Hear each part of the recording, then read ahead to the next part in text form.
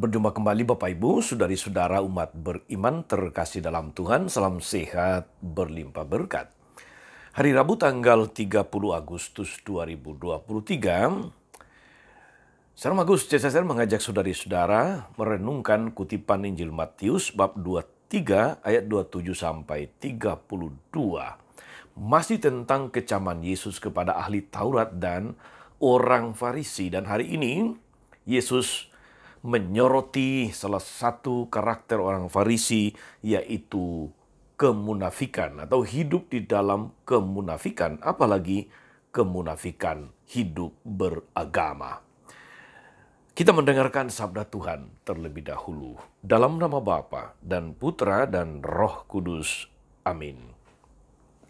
Pada waktu itu Yesus bersabda, "Celakalah kalian, hai ahli-ahli Taurat dan orang Farisi, hai kamu orang-orang munafik, sebab kalian sama seperti kuburan yang dilabur putih, yang sebelah luarnya memang bersih tampaknya, tetapi yang sebelah dalamnya penuh tulang belulang dan pelbagai jenis kotoran. Demikian jugalah kalian di sebelah luar kamu tampaknya benar di mata orang, tapi di sebelah dalam penuh kemunafikan dan kedurjanaan. Celakalah kalian, hai ahli-ahli Taurat dan orang-orang Farisi. Hai kalian orang-orang munafik, sebab kalian membangun makam nabi-nabi dan memperindah tugu orang-orang saleh dan berkata, jika kami hidup di zaman nenek moyang kita, tentulah kami tidak ikut dengan mereka dalam pembunuhan nabi-nabi itu. Tetapi dengan demikian, kalian bersaksi terhadap diri kamu sendiri bahwa kalian adalah keturunan pembunuh nabi-nabi itu. Jadi, penuhilah juga takaran nenek moyangmu." Demikianlah sabda Tuhan. Bapak Ibu saudari-saudara umat beriman terkasih dalam Tuhan.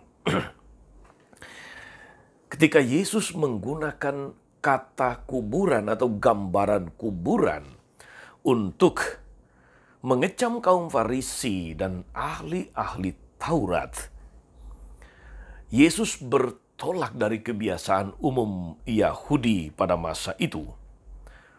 Setiap orang yang menyentuh mayat atau jenazah, setiap orang yang menyentuh tulang belulang orang mati atau tulang belulang jenazah atau kuburan menjadi najis selama 7 hari.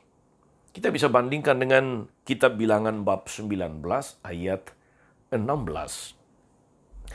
Kuburan itu memang mungkin dicat indah, sebagaimana juga saudara-saudari, kuburan-kuburan yang kita bangun pada masa ini selalu indah, selalu yang terbaik.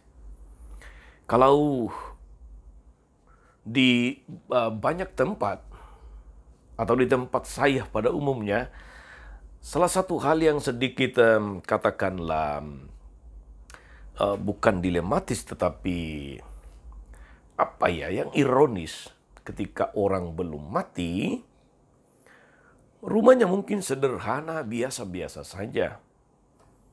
Tetapi ketika sudah mati, sudah meninggal, kubur yang dibangun itu diusahakan kuburan yang terbaik, yang indah. Mengapa tidak pada masa hidupnya rumah dibuat lebih baik? Mengapa justru sudah mati baru kuburan itu dipoles, diperindah luar biasa? Tapi itulah kebiasaan kita saudari-saudara. Kuburan mungkin dibangun, dicat dengan indah, tetapi di dalamnya hanya ada tubuh yang hancur atau tulang belulang yang tersisa. Yesus menyejajarkan orang Farisi dan ahli Taurat yang munafik ibarat kuburan. Apa yang mereka tampilkan kepada publik, kepada khalayak ramai, kepada orang banyak, seringkali sangat indah dan begitu mengesankan. Tetapi lain kabar, lain rupa, lain cerita, lain juga isinya. Hati kaum munafik itu penuh dengan kemunafikan, keculasan, iri hati dan dengki, ketamakan dan loba. Maka setiap orang beriman yang tidak memperhatikan kemunafikan mereka justru akan dicemari oleh kebusukan mereka. Dengan kata lain, saudari-saudara, Yesus mau mengatakan kaum Farisi dan ahli Taurat itu sama nilainya dengan kubur itu, yakni mencemarkan siapapun yang disentuhnya atau yang menyentuhnya. Orang beriman yang tidak menyadari hal ini dapat saja terperangkap dan berpikir seperti mereka. Sehingga pada akhirnya mereka pun akan menjadi segolongan dengan kaum Farisi dan ahli Taurat. Saudari-saudara, umat beriman yang diberkati oleh Tuhan, Yesus sangat menghargai kemanusiaan. Siapapun diterimanya dengan sepenuh hati, dengan belas kasih. Dia membenci dosa, tetapi mencintai para pendosa. Dia membenci kemunafikan, tetapi pada saat yang sama dia menerima orang Farisi yang mau datang kepadanya, seperti Nikodemus, Simon, dan sebagainya. Ia mengkritik ahli-ahli Taurat yang memanipulasi kekuasaannya. Tapi dengan hati yang terbuka, menerima ahli Taurat yang mau mencari kebenaran. Singkat kata, saudara-saudari, Yesus mengedepankan dan memperjuangkan kejujuran sebagai nilai penting di dalam penghayatan iman, di dalam hidup beragama. Maka dia mendorong para pengikutnya, mendorong kita juga untuk bertindak jujur, untuk lurus hati dan tidak munafik, untuk berjuang demi kebaikan dan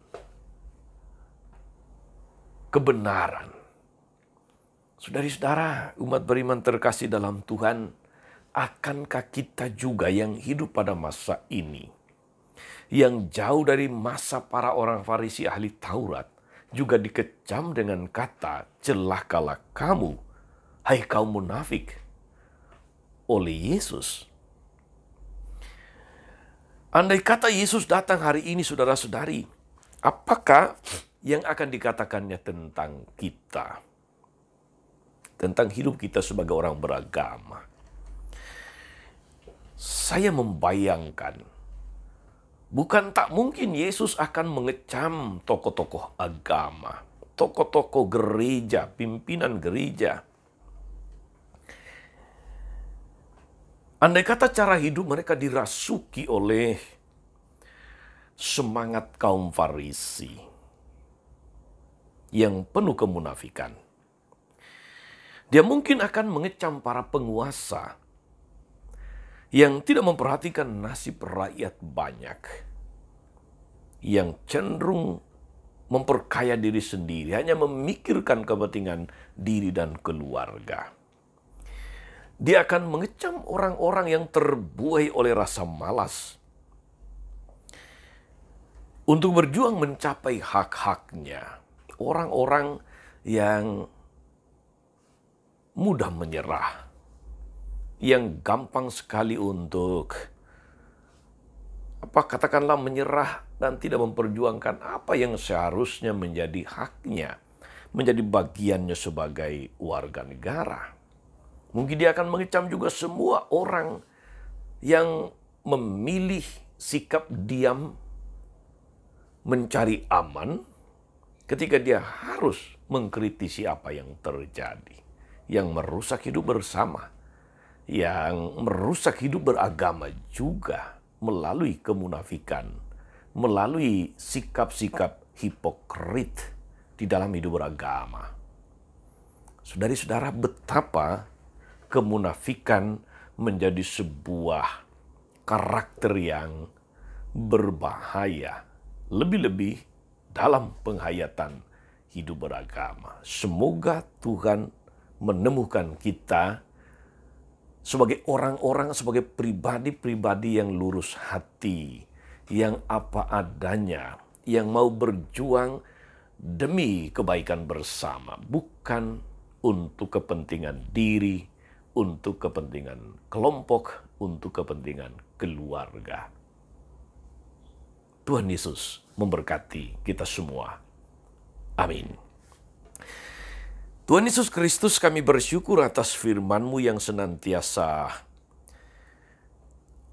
menegur dan meneguhkan kami, yang mengarahkan kami untuk jauh dari sikap munafik dalam hidup beragama, agar kami mau hidup jujur, murni apa adanya, agar kami mau berjuang untuk kebaikan bersama. Semoga kami Engkau dapati sebagai pribadi-pribadi yang jujur, yang murni, yang lurus hati. Sehingga dalam seluruh hidup, karya dan perjuangan kami senantiasa memuliakan nama-Mu dan menyelamatkan sesama kami yang sungguh membutuhkan pertolongan kami. Terpujilah nama-Mu sepanjang segala masa. Amin. Saudari-saudara sekalian, berkat Allah turun atas saudari-saudara. Atas mereka yang kita doakan, tahu kita janjikan doa mereka yang sakit dan menderita. Mereka yang sedang mencari pekerjaan untuk menafkahi keluarga. Mereka yang berharap berkat-berkat Tuhan dalam hidupnya. Segala rencana, karya pelayanan hari ini, Bapa dan Putra dan Roh Kudus. Amin. Tetap sehat dan teruslah menjadi berkat bagi banyak orang. Jangan lupa like, subscribe, nyalakan lonceng notifikasinya. Salam 52, Tuhan memberkati.